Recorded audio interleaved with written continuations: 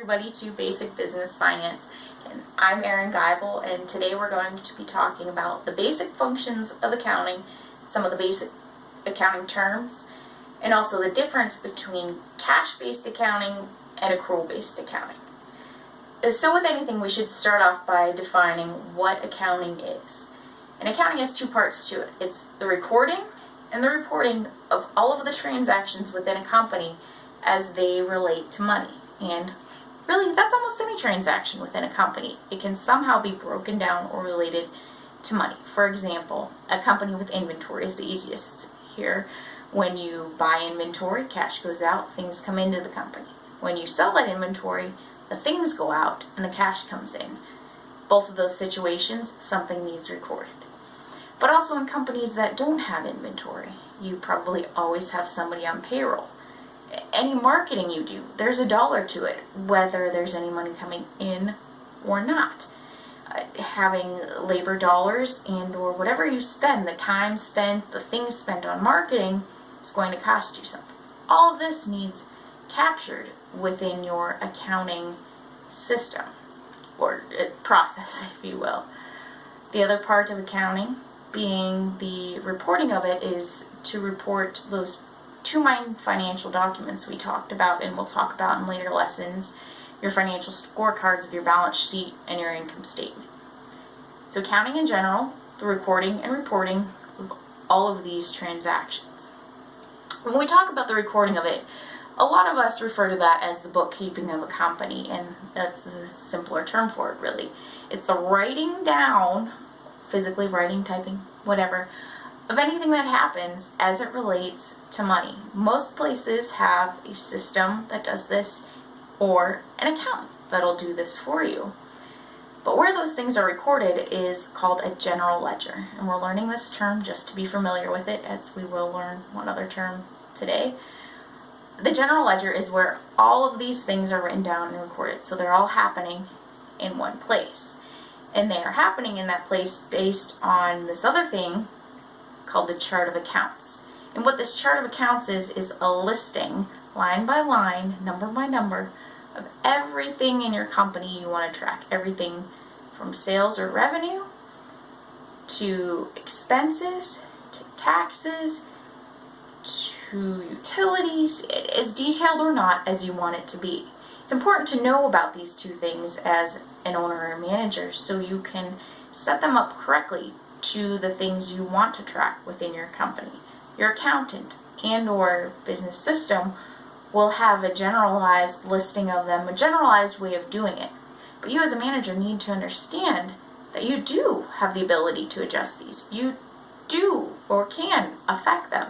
You can make them record and track what you as a manager want to track to understand and analyze your business, but also relate it to those things you need to report on externally. So again, general ledger, where everything's kept, one place. Chart of accounts, listing of everything that you're keeping track of. With both of these, it's very important to have a process to capture them. Everything you do in your company needs to have a process. And that process, probably needs to relate back to accounting, because as we said earlier, almost every transaction relates to money somehow, relates to numbers. So we need to take that transaction, relate it to numbers, and record it. Part of your accounting means holding things accountable, so you need to have the control in place to do this, to make sure that sale was recorded. Because if you sold something and went, I remember 2 months ago we sold 50 of these. Yeah, a little too late to be writing that down, recording the income and the inventory out. For analyzation purposes, for reporting purposes, but also for managing purposes. If you didn't know that inventory was gone, did you know to buy more? Did you know who you sold it to? Did you know that they want 50 more? It's important to write things down, to report on them, but to control them, to make sure both of these things are happening. And after they happen, after they're recorded in that general ledger, we need to report on them, as we mentioned, that part 2 of what your accounting does.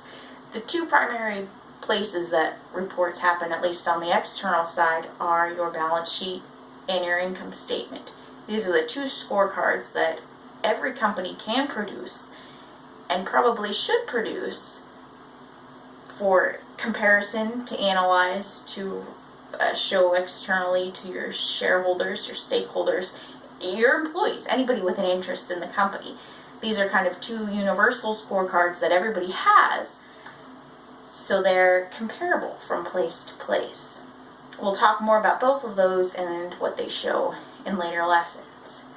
But as far as accounting goes, we need to record our transactions, we need to report on our transactions, and we need to control them. Make sure both of those are happening. Second topic I wanted to talk about today was cash accounting versus accrual accounting. There's these two main ways to do any of your accounting. Your accountant, again, will know off the bat which way you are currently doing it, and probably as a manager, you know the word. Whether you truly understand what that means or not, I'm here to clarify for you, so you will by the end of this lesson. Your cash-based accounting means transactions are recorded in your bookkeeping when cash changes hands. So say I go out and clean your house, perform that service for you. I hand you an invoice. No cash switched hands there. But next month, or 3 weeks from now, when you pay me, the cash changes hands and we record those things down in the book. Versus your accrual-based accounting, when that service would happen is when we'd record the income into the company. We wouldn't use cash, we'd use this other account called accounts receivable, which again we'll talk about later. We'd record it then versus when the cash actually came in. So the main difference there, cash accounting records when cash changes hands. Accrual-based accounting records when the transaction is complete. Cash-based accounting is usually used in smaller businesses or businesses without inventory because that cash switch is sooner or less relevant to the rest of the operations, to the rest of the reporting, to the rest of the things we're doing. In accrual-based accounting, it's more helpful, let's say, to analyze what's going on within your company, because you're not just recording when the cash changes, you're recording when you can expect cash to change hands, or can expect some income, expect some expense. So if you don't get around to paying me for 2 months, I still know about it. It's still recorded as income. I can analyze that and match it to the expenses I paid out in that period, whether I have the income or not.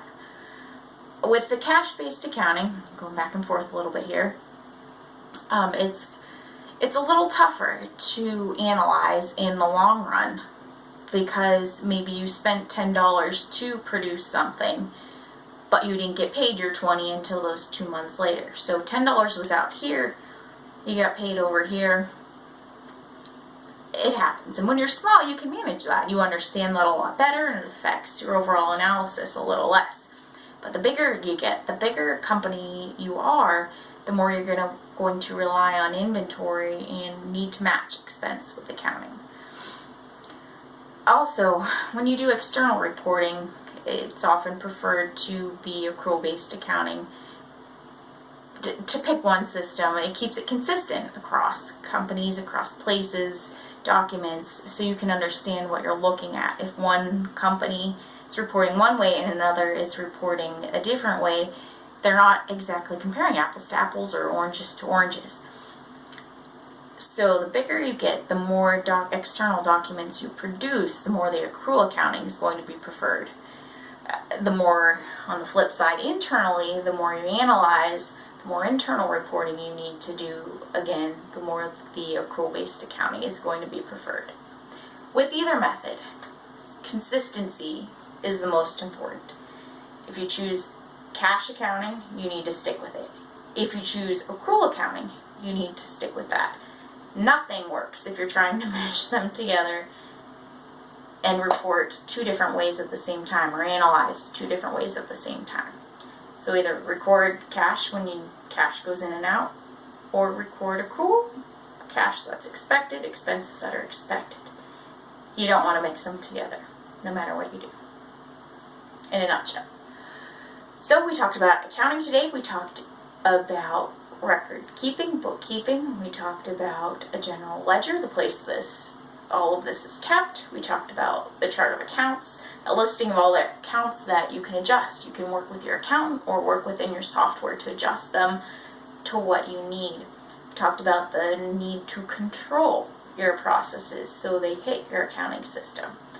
We talked about cash accounting. We talked about accrual accounting and the ins and outs of that. So again, thank you for joining me today, and I'll see you soon for another basic business finance lesson.